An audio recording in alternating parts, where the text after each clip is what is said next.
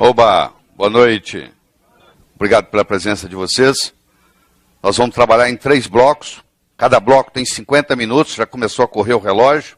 Eu vou falar 50 minutos, nós vamos descansar 12. Vamos falar mais 50, descansar mais 12. Falar mais 50 até terminado. Por acaso você não estiver gostando, um desses intervalos você pode sair, não tem problema nenhum. Se você gostar do que nós estamos conversando, você se mantém aqui. Nós vamos terminar por volta mais ou menos das 11 horas. Eu sou cardiologista, sou nutrólogo, tenho 149 trabalhos científicos publicados em revistas médicas americanas, trabalhei em Harvard, trabalhei na Baylor College of Medicine em Houston, fui 11 anos professor de medicina na Thomas Jefferson em Filadélfia, fui diretor médico da Merck Sharp & Dohme nos Estados Unidos e fui vice-presidente da Novartis nos Estados Unidos.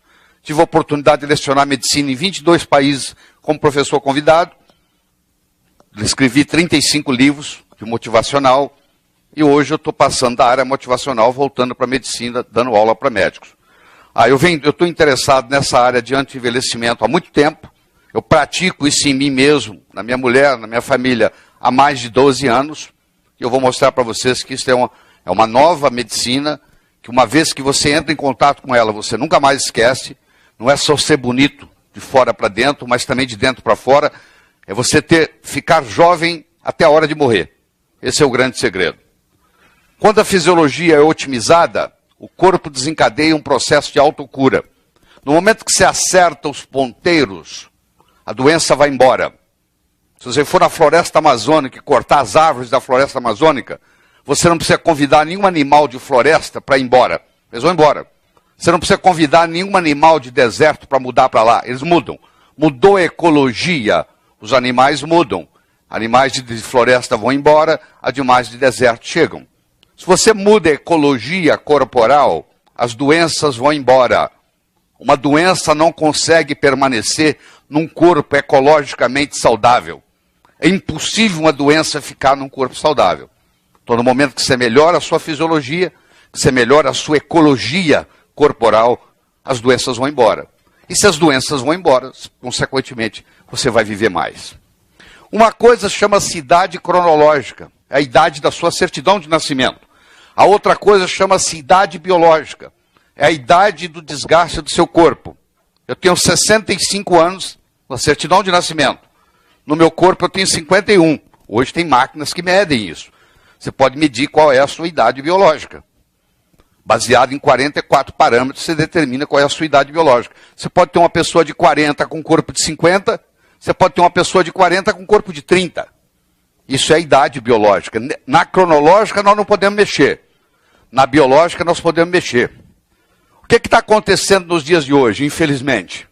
A maioria das pessoas estão vivendo mais e passando mais tempo doentes. A pessoa vive 90 anos. Aos 81 anos ela desenvolve Alzheimer. Ela fica 9 anos sem reconhecer os filhos. Ela passou 10% da vida dela doente. Será que vale a pena? Eu acho que não. Eu acho que no momento que você perdeu a sua autonomia, você perdeu a sua cognição, você perdeu a sua audição, você perdeu a sua visão, você perdeu a sua mobilidade, a vida não tem mais graça. O segredo é fazer igual uma lâmpada, que até o último momento de vida está iluminando. Queimou. Segundos antes de queimar, estava no seu brilho total. É isso que nós temos que fazer com as nossas vidas. E para fazer isso, a gente começa pelo cérebro. Porque se eu tenho um cérebro sadio, eu tenho uma vida sadia. Porque o cérebro comanda todos os outros órgãos do corpo. No momento que o meu cérebro começa a envelhecer, não tem jeito de eu segurar os outros órgãos. Porque todos os comandos vêm a partir daí. Todos os comandos neurológicos, todos os comandos endócrinos, todos os comandos do sistema imune estão no cérebro. Mas eu tenho boas notícias para você. Hoje a neurociência mostra a plasticidade cerebral. Em qualquer fase da vida, interessa se você tem 70, se você tem 80, se você tem 90, em qualquer fase da vida você consegue ainda melhorar seu cérebro. Essa plasticidade se mantém para sempre, até você morrer. O cérebro tem em torno de 100 bilhões de células. Morre uma média de 80 mil neurônios por dia. Você diz, pô, mas que absurdo. Faz a conta. Se você viver 80 anos, você vai perder 2,5% do seu cérebro. Você não vai manter 98, 97,5. Tem importância perder neurônios? Tem demais. Ele já fez desse jeito. Tem demais, tem excesso, não precisa. Quando o seu cérebro funciona, você funciona. Quando o seu cérebro não funciona, você não funciona. Hoje nós temos smart drugs. Nós temos drogas inteligentes.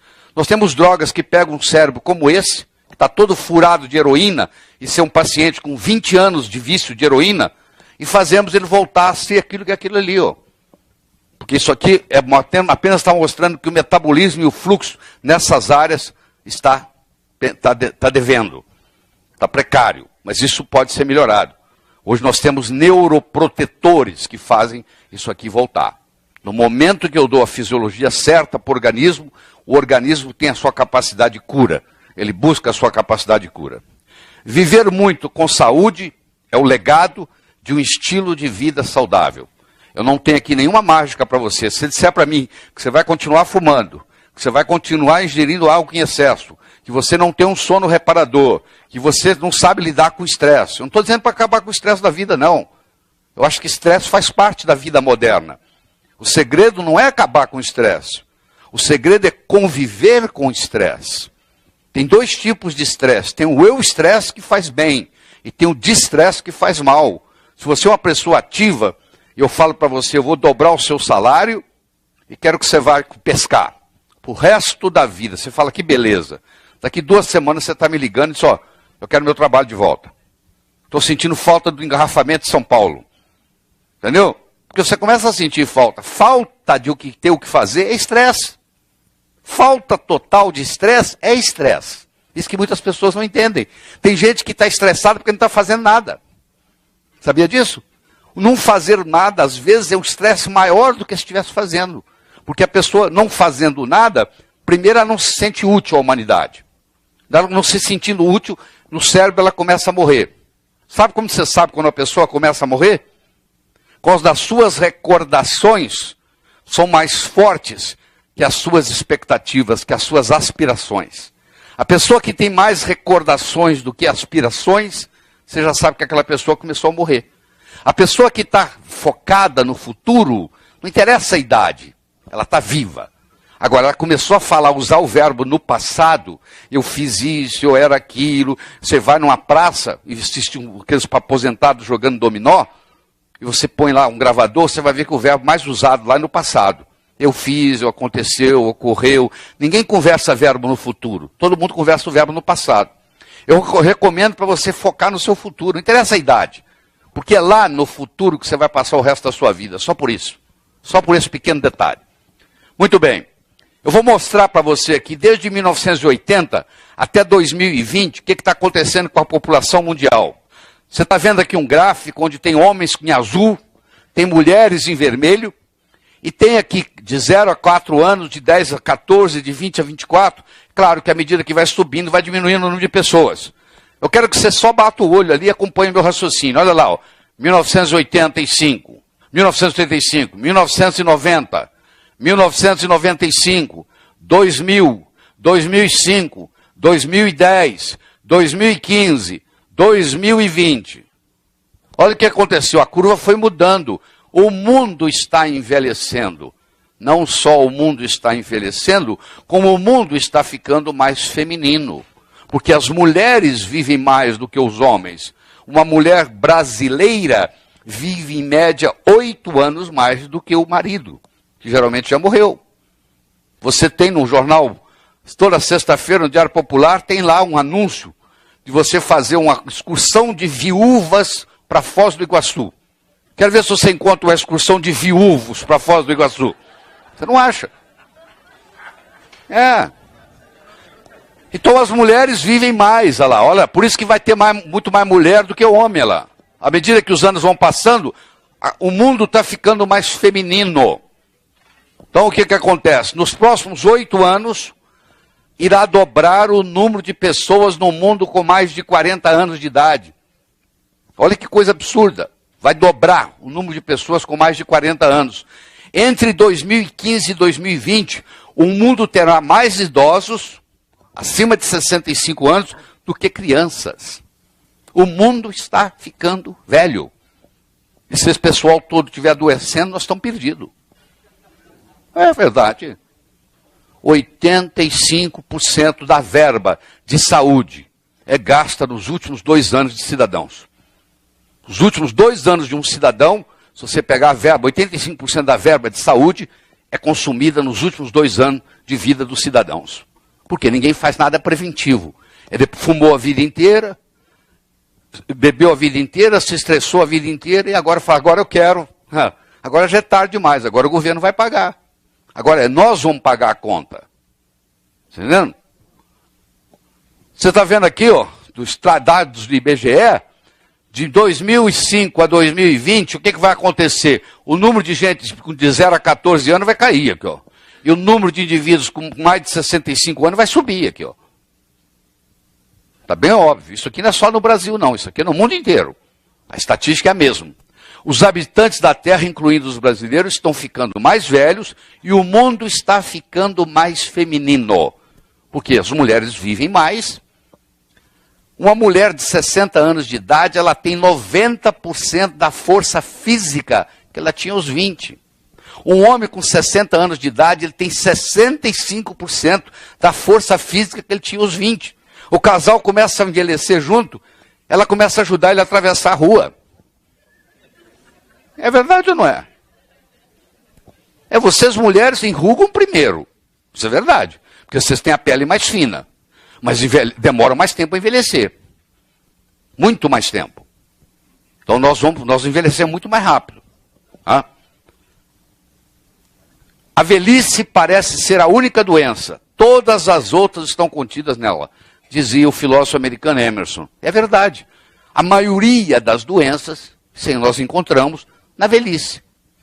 Mas isso não é uma necessidade. Você pode envelhecer saudável. E essa é a nossa conversa aqui. Eu vou ser bem pragmático, bem objetivo. Tem muita ciência por trás, mas não adianta eu ficar falando muita ciência e não te dá praticidade, porque você vai fazer amanhã de manhã. Ou hoje à noite, até na hora que você voltar para casa. Vai fazer uma diferença. Então eu vou ser bem prático, bem objetivo. Não há necessidade de você envelhecer, de você adoecer à medida que você envelhece. Isso não é uma condição sine qua non. Você pode envelhecer com toda a saúde do mundo. Olha que coisa impressionante. Eu acho que o melhor jeito de você ficar velho é ser presidente dos Estados Unidos. Olha só. 2008, olha só. 8 anos. Esse aqui também, 8 anos, olha só. Nossa, Deus me livre, senhor. Olha que coisa. Olha o que o estresse faz. Mas não é o estresse, é não saber lidar com o estresse. É diferente. Porque isso pode ser eu estresse, mas eles fazem de um jeito que vira distresse. Aí adoece mesmo. Aí não tem jeito, aí faz isso que você está vendo aqui. Então surgiu um novo conceito na medicina, recente, muito interessante, chamado compressão da morbidade. Ou seja, ao invés de eu ficar doente 15 anos e depois morrer, por que eu não fico doente só 1 ano e morro? Deixo para ficar doente no finzinho. Isso chama compressão da morbidade. Então é mais ou menos assim, ó. A minha curva vinha aqui, eu estava deteriorando, eu mantenho isso aqui, eu faço uma retangularização da curva de degeneração. E vou cair, claro, vai chegar uma hora que eu vou começar, mas é logo no finalzinho da minha vida. Mas durante esse período todo, eu sou útil, eu sou funcional.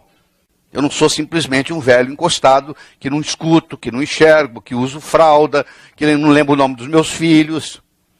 Isso faz uma diferença enorme. A velhice é bonita, mas não a velhice com doença. Isso aí é uma desgraça.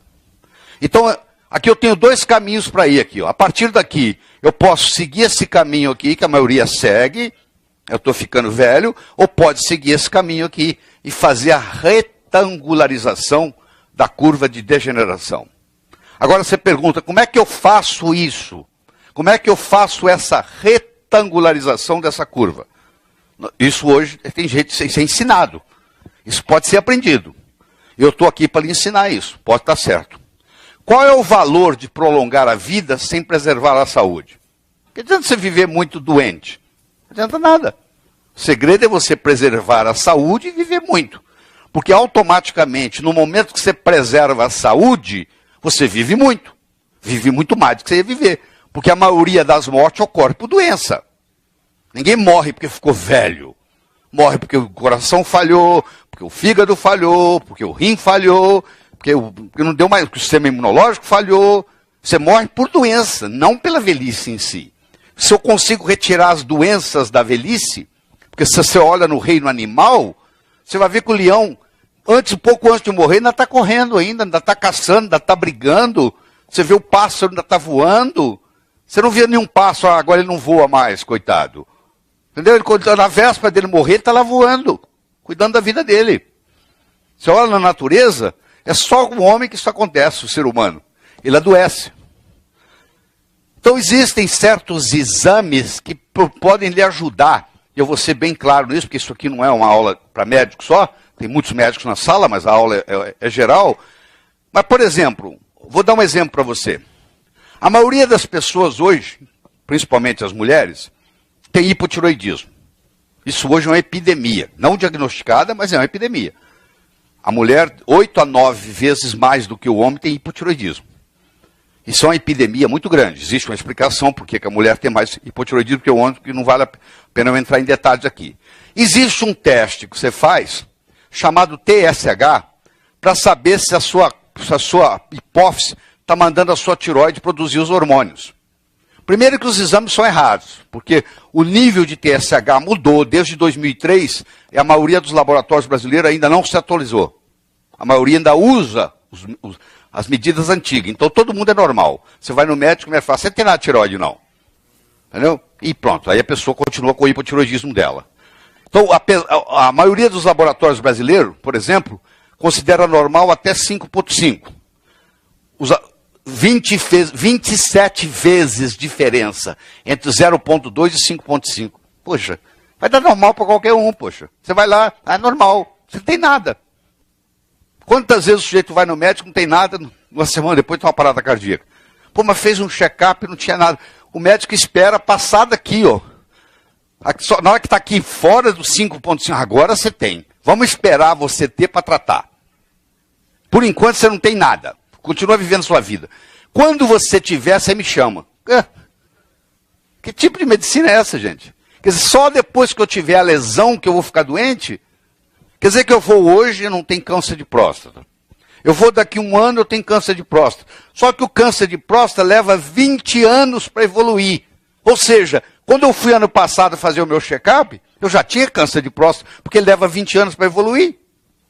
Mas ele me falou que eu não tinha nada, porque ele não conseguiu detectar a lesão.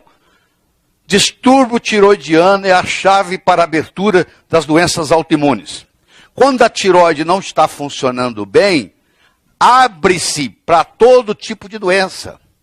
Porque primeiro a tiroide mantém a sua temperatura no corpo. Se a temperatura não está sendo mantida, a sua tiroide não está funcionando. Eu vou lhe dar um teste muito simples, muito fácil, que você vai fazer em casa.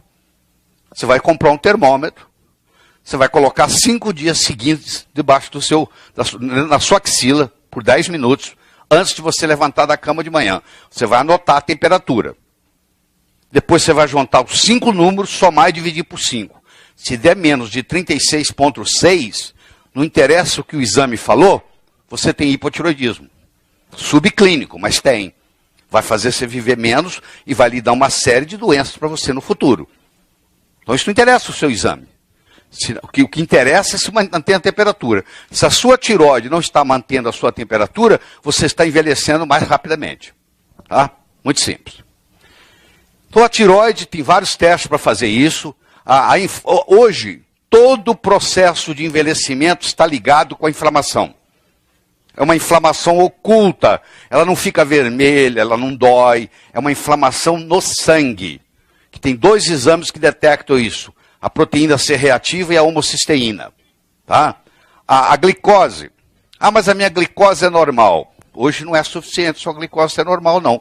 Eu posso ter uma pessoa com glicose normal, mas com insulina elevada. Em jejum. A glicose está normal, a insulina está elevada, você é pré-diabético, sim. Você já está sofrendo as consequências.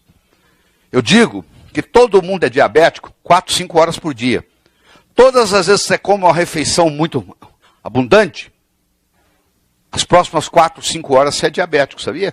Porque a glicose sobe, ela vai glica a sua hemoglobina, estraga o caminhãozinho que carrega o oxigênio e agora você está comprometido em todo o seu corpo porque você tem uma hemoglobina glicada elevada. Como é que eu tenho hemoglobina glicada elevada se eu não sou diabético? Querido, 4, 5 horas por dia, a maioria das pessoas que não sabe comer é diabética.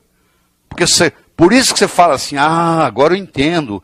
Me ensinaram que ao invés de eu comer 3 vezes por dia, eu devia de comer 6 vezes por dia. Se você comer 6 vezes por dia, até comer mais no total, você vai ser mais saudável. Você dividiu em 6 vezes. Aí você não glica, não tem esse processo. Os hormônios. Você fala assim, eu sei qual a sua opinião. Você fala assim, Tolair, eu não entendo. Cada médico que eu pergunto, cada médico fala uma coisa. Um fala que é para fazer reposição hormonal, o outro fala que é Deus me livre, o outro fala que não sei o quê. Eu não sei mais o que fazer. Sabe por quê? Porque virou uma torre de Babel. Há uma confusão grande entre hormônio natural, hormônio sintético, hormônio bioidêntico. Os médicos não entendem isso. Porque houve uma mudança muito grande nos últimos anos. E não houve uma atualização. Porque uma coisa é aquela reposição antiga que você fazia pela boca, tomava remédio que vinha de xixi de cavalo, que vinha de urina de cavalo, punha 1000 éguas numa baia, dava furosemide, dava diurético, elas urinavam, você tirava a urina, extraía um comprimido que vendia, que era número 1 no mundo, que aí causava câncer de mama, causava câncer de útero, causava câncer de ovário. Aí não pode fazer mais, acabou. Aí eles jogaram a criança junto com o banho, com a água do banho fora. Aí surgiram os hormônios bioidênticos. Aí a pessoa já falou, Deus me livre, hormônio eu tenho medo. Você tem medo porque quem está te administrando não sabe fazer. Se ele souber fazer, você vai voltar à juventude. Você vai voltar aos 30 anos de idade. Mas você só tem jeito de voltar com o hormônio bioidêntico. Não tem jeito, outra mágica para fazer. E todos têm um exagero. Eu sou cardiologista. Eu tenho 149 trabalhos publicados nos Estados Unidos em cardiologia. Você entra no meu site, faz lá a biografia, faz o download, procura a página, procura a revista, procura o número, você vai encontrar. Não tem jeito de eu mentir. Então não é um curioso falando para você. Existe um exagero enorme nessa história de baixar colesterol. Cuidado. Se você está tomando remédio para baixar colesterol, você toma cuidado, porque o remédio prejudica mais do que o colesterol alto. O colesterol, ele é um defensor do corpo. O colesterol sobe, muitas vezes, porque a sua tireoide não está funcionando bem. Por um mecanismo de compensação, o colesterol sobe. Você vai lá e pá no colesterol. Você não resolveu nada. A tireoide estava com problema. O colesterol subiu para ajudar. Aí você vai lá e prende ele, porque está na cena do crime. Ah, foi pego na cena do crime. Ele é criminoso. Não, querido, ele era a polícia que foi lá. Então eles confundiram as coisas. E começaram a dar remédios que são altamente venenosos. E olha que eu passei 8 anos e meio da minha vida na indústria farmacêutica. Eu já tive do outro lado, eu sei o que eu estou falando. Então, remédios que destroem uma série de coisas importantes do seu corpo, e o sujeito fica preocupado com o número do colesterol. Aí ele fica deprimido, tá? Aí ele tem câncer, porque está com o colesterol muito baixo. Não resolveu nada. Porque a estatística mostra que não resolve nada. A retangularização da curva da longevidade, a compressão da morbidade, é principalmente feita através de estilo de vida e nutrição. Não há necessidade de remédio. Deixa eu falar para você. Todas as vezes que você coloca um remédio na boca, o corpo não sabe o que fazer com ele. Todas as vezes que você coloca um nutriente na boca, o corpo sabe o que fazer com ele. Quando você coloca uma vitamina B12 na boca, o corpo, desde que corpo é corpo, tem vitamina B12 no corpo. Agora, ninguém tem deficiência de Prozac. Quando você coloca um Prozac na boca, o corpo fala assim, o que é isso? O que eu faço com isso? Você coloca um beta-bloqueador na boca, o corpo fala, o que é isso? O que eu faço com isso? Aí dá um efeito colateral. Me traga qualquer bula de qualquer remédio que você quiser aqui. Eu vou lhe mostrar que tem efeito colateral. Claro que tem. Aquilo é uma molécula estranha. Então o segredo é você conseguir viver sem... Qual é a diferença de um suplemento para um remédio? Eu tomo 14 cápsulas de manhã. Eu viajo o mundo inteiro. Eu vou buscar o meu café, coloco as 14 cápsulas na mesa. Quando eu volto, sempre tem um curioso. Pô, você toma remédio, querido. Eu nunca pus um remédio na boca. Oh, mas isso aqui não. Isso aqui é suplemento. O que é isso? Isso é ômega 3. Ômega 3 está no meu corpo. Quando eu ingiro uma cápsula de ômega 3, o corpo sabe o que fazer com isso. Ah, o que é isso aqui? Isso aqui é magnésio. Magnésio tem no meu corpo, ele sabe o que fazer com isso. É muito diferente você colocar um suplemento e você colocar um remédio. Tem gente tomando 10, 11 remédios diferentes, tudo intoxicado. Quando eu recebo um paciente que está tomando 10, 11 remédios, sabe o que eu faço? Eu paro tudo. Eles melhoram. A família fica encantada. Pô, esse médico é milagroso. Não, eu só parei os remédios. Só isso. Porque está tudo envenenado. Não precisa fazer mais nada, não. A super interessante do mês de fevereiro já está explorando esse assunto. Ele pode ser imortal. Você tem aqui, 40 anos, 80 anos, 120 anos. Quer dizer, daqui, de agora para frente, o potencial é esse aqui, de todo mundo viver isso e bem. Né? Como eu disse, 85% de toda a verba para a saúde, não é só no Brasil não, no mundo em geral, são gastos nos últimos 2 anos de vida, pelo menos no mundo ocidental. Por quê? Porque você deixa aparecer a lesão primeiro, para depois dizer que está com problema. Vamos mudar isso, gente. Nós temos que fazer a medicina preventiva. Nós temos que fazer a medicina funcional. É a conversa que nós vamos ter aqui hoje à noite. Doenças relacionadas com a idade não são necessariamente uma consequência do processo de envelhecimento. Laí Ribeiro, leva essa frase de presente para você. Não são consequência. Não necessariamente. Cada vez é mais difícil encontrar uma pessoa idosa saudável, porque a maioria está doente. Está doente por problema de estilo de vida, erro de medicamento, tomar remédio que não precisa, erro de alimentação, que é uma coisa absurda. Nós, na faculdade de medicina, temos muito pouca aula sobre nutrição. A maioria dos médicos não entende nada de nutrição. É a pior pessoa que você deve perguntar. Pergunte um nutricionista, sabe o que você deve comer. O médico nós não sabemos nem para nós, a não ser que você estude. Eu sou nutrólogo. Eu fui e fiz o curso de especialização em nutrologia, para entender nutrição. Inclusive estou dando um curso para os médicos aqui sobre nutrição. Mas a maioria não está nessa. O médico está focado no remédio. E o que você precisa, o remédio mesmo verdadeiro seu, é a nutrição certa. Então com isso nós podemos ter o quê? Um envelhecimento saudável.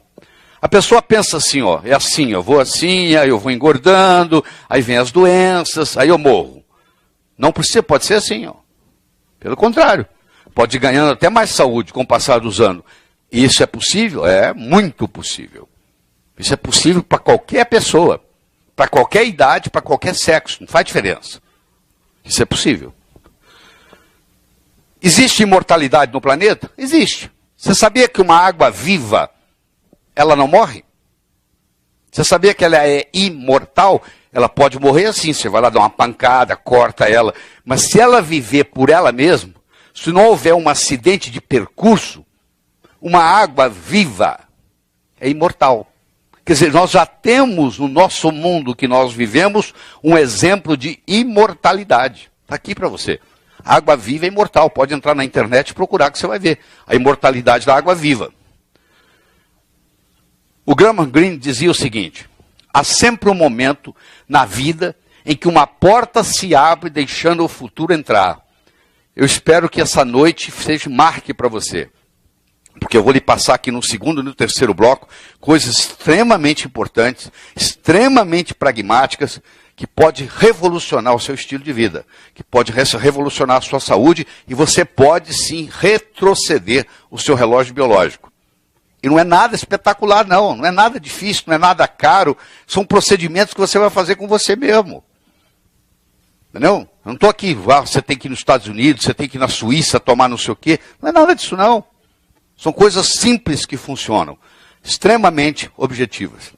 Então, olha só. O James Hilton escreveu uma novela chamada O Horizonte Perdido, que alguns de vocês aqui assistiram com o nome de, quando levou para o cinema, com o nome de Shangri-La. Quem aqui assistiu o filme Shangri-La? Tá bom, obrigado. Então, com o nome de Shangri-La. Pois bem, o Shangri-La ficava no Vale da Lua Azul, na Cordilheira do Himalaia. E O artista principal chamava-se Conway. E o filme começa com o Conway fazendo a sua primeira refeição nesse vale. E ele faz uma refeição e é oferecido para ele um berry, tá? Um morango, chamado tangatse. Então eles contaram, ó, um dos segredos está aqui, é o tangatse. Por isso que a gente vive muito. Olha que coisa interessante. Eu não sei onde é que o James Hilton tirou isso. Mas um dos possíveis ganhadores do Prêmio Nobel de Medicina nos próximos anos chama-se Sinclair, David Sinclair, de Harvard. E ele está indo no mesmo caminho. Ele descobriu que existe uma substância chamada resveratrol, que você encontra inclusive no vinho tinto, que explica o paradoxo francês. Por que os franceses comem muito mais gordura do que os americanos e têm muito menos doença cardiovascular que os americanos? E uma das explicações está no uso do vinho tinto. E o que tem no vinho tinto que faz isso? O resveratrol. Então, lembrando lá a história do James Hilton no Horizonte Perdido, esse berry parece que está chegando às nossas mãos. Você vai ver daqui uns dias, custando um absurdo, análogos do resveratrol. Vão começar a vender por um preço absurdo. E é nada mais, nada menos daquilo que você encontra na uva. Só que o brasileiro não sabe chupar uva. Ele chupa a uva e joga o importante fora, que é a semente e a casca. Se você estiver chupando uva e jogando a semente ou a casca fora, você está perdendo seu tempo e dinheiro. Porque o resveratrol está na semente e está na casca. Imagina quanto resveratrol na sua vida você jogou fora. Que é melhor talvez até que o tangatse lá do Conway no Shangri-La. Lá existia um padre, capuchin, que era o mentor espiritual do Shangri-La. Quem assistiu o filme lembra, ou quem leu o livro. E ele dizia, não é só o tangatse, mas também a respiração profunda que se faz aqui. Quanto tempo tem que você não faz uma respiração profunda na sua vida? Você já percebeu que se você fizer uma respiração profunda 3, 4, 5 vezes seguida, que muda, todo o seu estresse vai embora? Por que ele vai embora? Porque uma respiração profunda, seguida, ele muda a dinâmica do coração. Na cardiologia hoje existe uma parte chamada neurocardiologia. Descobriu-se alguns anos atrás que o coração tem um cérebro. O que determina o núcleo nervoso? 40 mil ou mais neurônios. Existe um núcleo nervoso aqui, ó, em cima do coração, que se conecta com aqui, ó, no sistema límbico, formando uma coisa chamada cardiocérebro, o cérebro cardíaco. Cardiocerebral, cérebro cardíaco. Quando você vai tirar um eletrocardiograma, registrar um eletrocardiograma de uma pessoa, você pode registrar no dedão do pé, na ponta do dedo, qualquer lugar que você fizer, você registra o eletrocardiograma da pessoa. Se você for registrar o eletroencefalograma de uma pessoa, você tem que colocar o eletrodo no cérebro, no crânio. Sabe por quê? Porque a intensidade elétrica cardíaca é 100 vezes maior que a eletricidade cardíaca, eletricidade elétrica cerebral. Um é medido em microvolts, o outro é medido em milivolts. São 100 vezes. 100 vezes. Um do outro. Então, quando um coração pulsa, escuta com carinho que você vai ver onde é que eu vou chegar.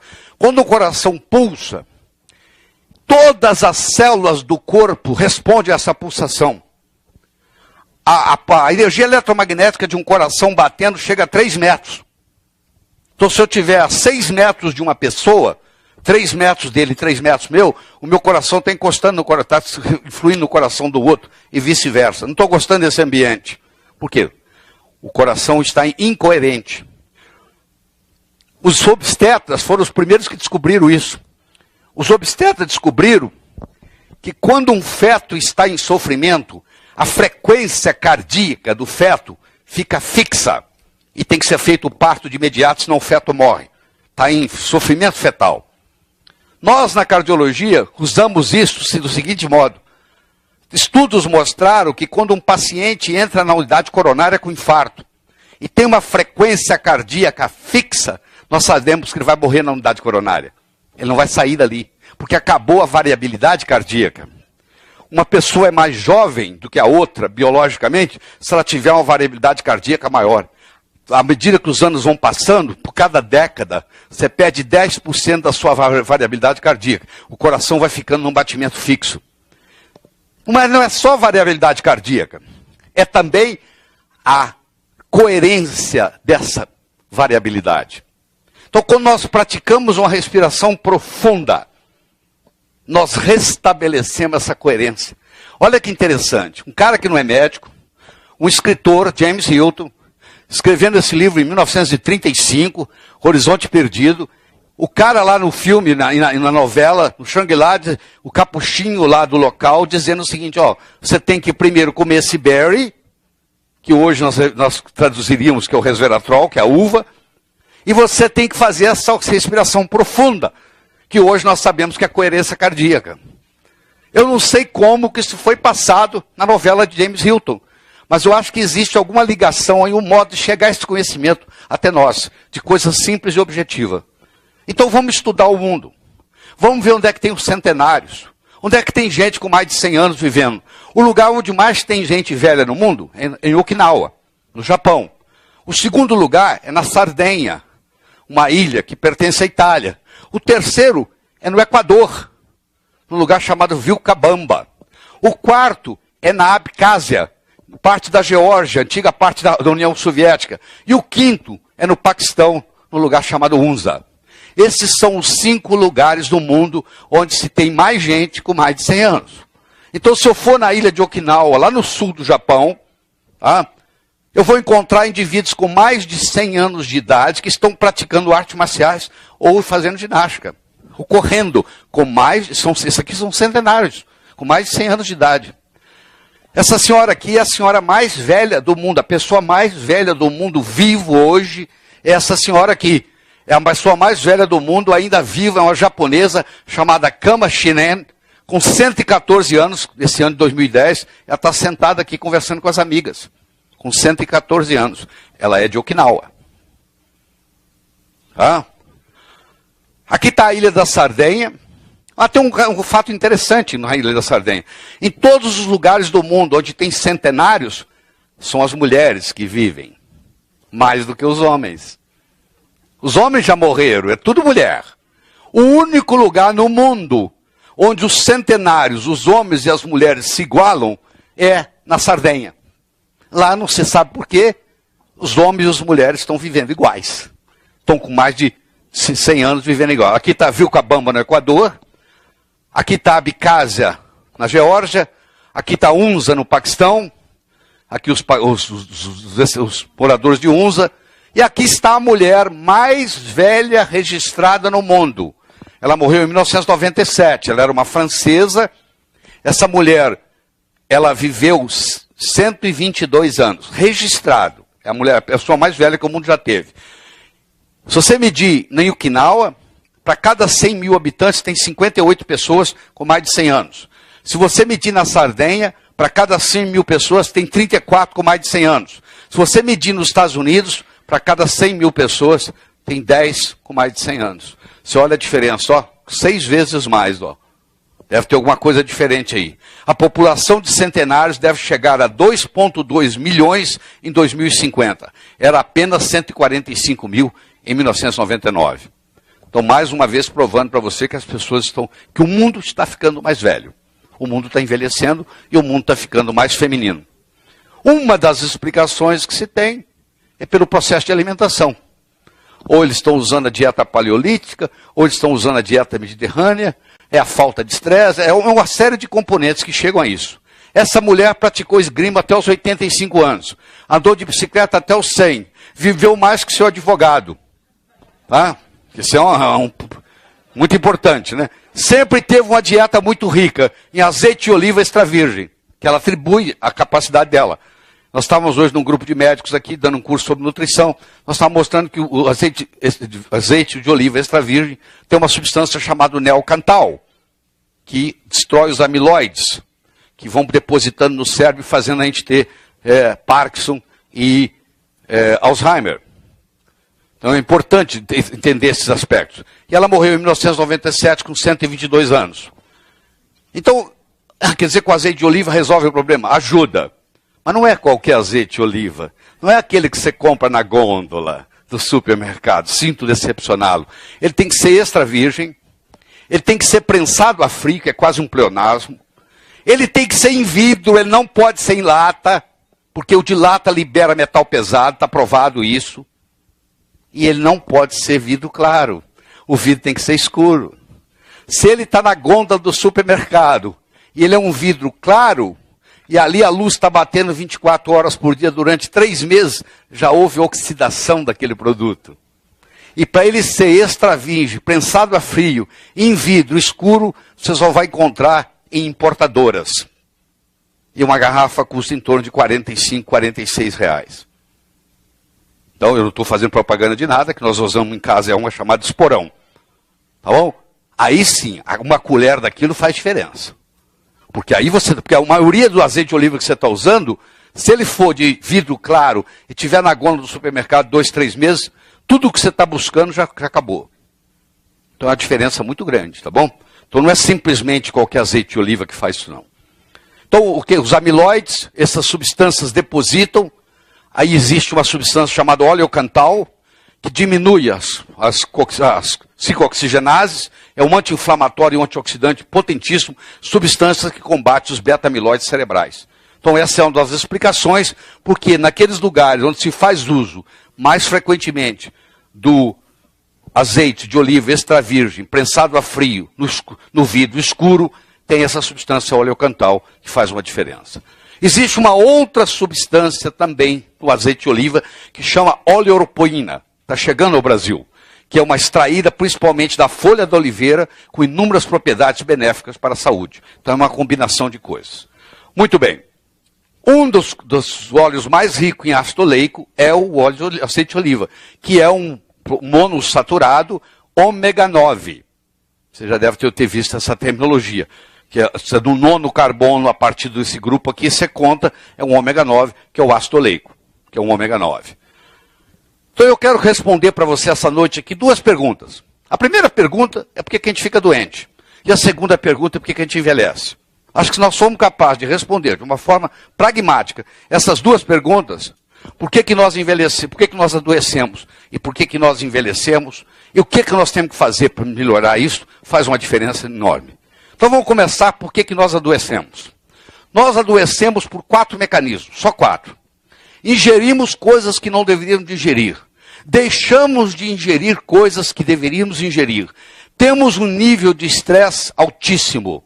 E somos submetidos a uma poluição eletromagnética. Eu estava mostrando para o pessoal hoje, vou mostrar para vocês, que existe agora um 3º tipo de diabetes. Tem diabetes tipo 1, que é genético. Tem a diabetes tipo 2, que é resistência à insulina. Agora tem a diabetes tipo 3. O que é diabetes tipo 3? É a diabetes da sensibilidade ao eletromagnetismo. É aquele indivíduo que, quando ele anda no parque, a glicose dele baixa. Quando ele anda na esteira em casa, a glicose dele sobe.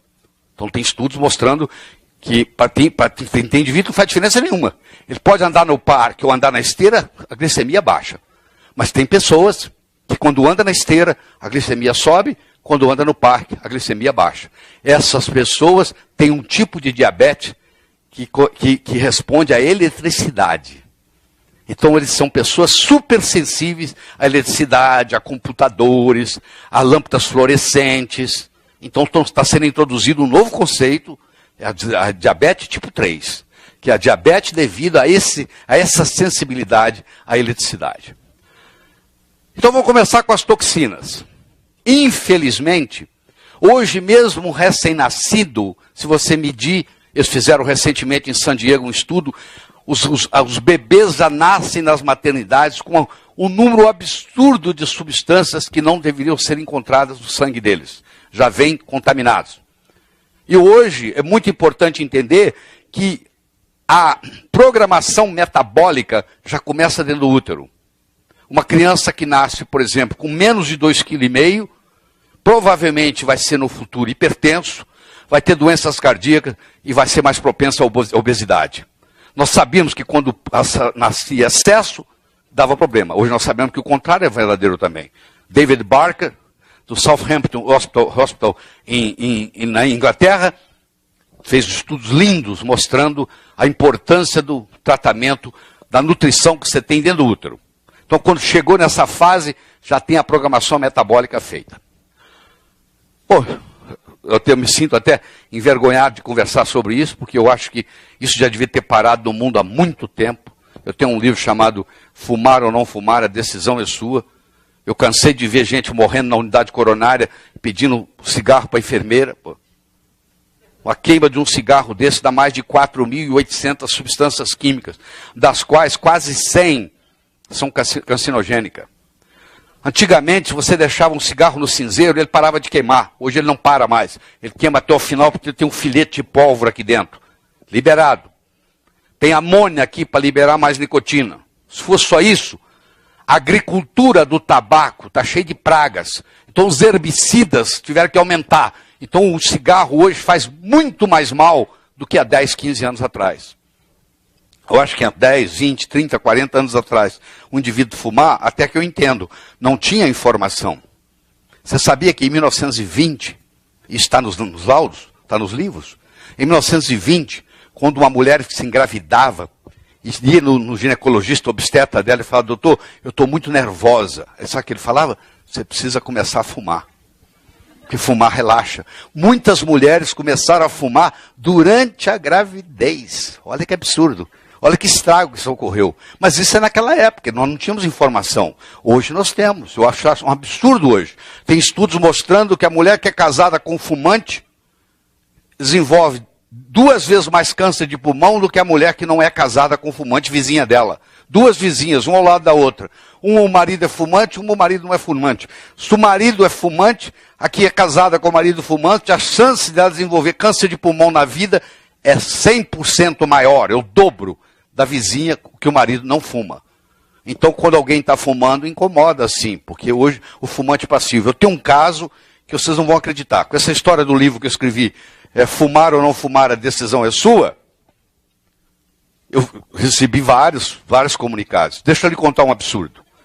O cara era o único não fumante no escritório dele. Todos os outros eram fumantes, menos ele. Aí ele mudou de emprego. Ele foi para um lugar onde ninguém fumava. Que maravilha. Aí ele teve que começar a fumar. Porque ele teve síndrome de abstinência. Ele era viciado e não sabia. Porque como todo mundo fumava, ele fumava passivamente. Quando ele mudou para o escritório onde ninguém fumava, ele agora precisou começar a fumar. Porque ele sentiu a abstinência da nicotina. Olha que absurdo. Ele não sabia que ele era viciado. Você vê o poder do fumante passivo, a importância que tem. Deixa eu ver aqui, acho que o meu tempo está passando. Está faltando 5 minutos. Muito bem. Então, eu acho que o celular é o cigarro do século XXI. Eu estou falando sério. Você não sabe a quantidade de gente que está ficando doente por causa do celular. A incidência de câncer de cérebro na Califórnia está subindo uma coisa absurda em crianças. Você não sabe o mal que faz uma criança de 8, 10 anos ganhar da família um celular. O crânio de uma criança tem 1 milímetro de espessura. O crânio de um adulto tem 2 milímetros de espessura. A onda eletromagnética, ela quase que entra no cérebro inteiro da criança. Você não sabe o mal que isso faz. Você não tem ideia. Então, na minha opinião, o celular é o cigarro do século XXI. Se o celular fosse um alimento ou um remédio, seria rejeitado tanto pelo Departamento de Agricultura quanto pela Anvisa. Não passaria. Se fosse remédio ou se fosse alimento, não passaria. Pelas consequências. Olha a quantidade de antenas de celulares nos Estados Unidos. Outro problema sério, a intoxicação. Você já percebeu que a gordura do homem é diferente da gordura da mulher? Você já percebeu que o homem tem a gordura dele é dura e da mulher é fofinha? Você já percebeu isso? Aqui, isso aqui não adianta fazer lipo. Vai tirar o quê aqui? Não tem jeito, tem nada para tirar aqui. Porque isso aqui é visceral, isso aqui está dentro das vísceras. Enquanto que o da mulher tira porque é subcutâneo. Essa aqui produz venenos muito maiores. Você ter uma obesidade tipo maçã é muito diferente de você ter uma obesidade tipo pera. Essa é chamada androide, a outra é chamada ginecoide, ou ginoide. Olha a previsão, 75% das mortes em 2020 serão causadas por doenças relacionadas com a comida. Está tudo contaminado. Eu brinco e digo, viver faz mal para a saúde. É verdade, viver faz mal para a saúde, pô. Porque tem risco de tudo quanto é lugar. Está tudo complicado. A doutora Lucy, que não está aqui, eu ia homenageá-la aqui, ela está fazendo um trabalho muito bonito, onde ela descobriu que se você pegar uma solução de iodo a 2%, pegar 100 gotas por litro d'água, colocar num ambiente escuro e emergir os vegetais na água contendo a solução e deixar por 60 minutos, a maioria dos agrotóxicos saem dos vegetais e das frutas. É um procedimento simples, que eles estão fazendo trabalho, estão medindo. Aliás, tem gente aqui do grupo. Quem é que está aqui do grupo? Está participando? Vocês estão participando do estudo com ela? E aí, doutora Wendy? O que você tem para falar?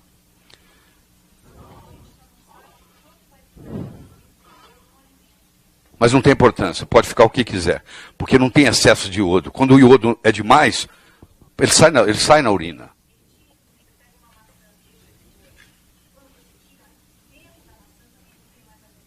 Está vendo aí? Essas soluções que são interessantes, são simples, barato, você compra a solução de Lugol a 2% da farmácia, você compra um vidro desse tamanho por R$10, você não usa num ano. O que tem? Essa história, se eu começar a responder, eu vou sair fora do meu esquema, tá? Mas eu vou dizer para você, essa história de alergia a iodo é um mito, tá bom? Mais do que qualquer outra coisa, tá? É um mito mais que qualquer outra coisa. É quase impossível você ter uma intoxicação por iodo. Eu vou dizer isso. O pessoal está fazendo aula comigo aqui. Eu estou mostrando a importância dos symporters. Hoje eles descobriram que existem 60 symporters no corpo, que é a bomba do iodo. Entendeu?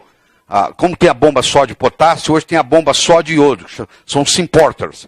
Então, é praticamente impossível você se intoxicar com iodo bebendo. Praticamente impossível. E a maioria tudo sai na urina.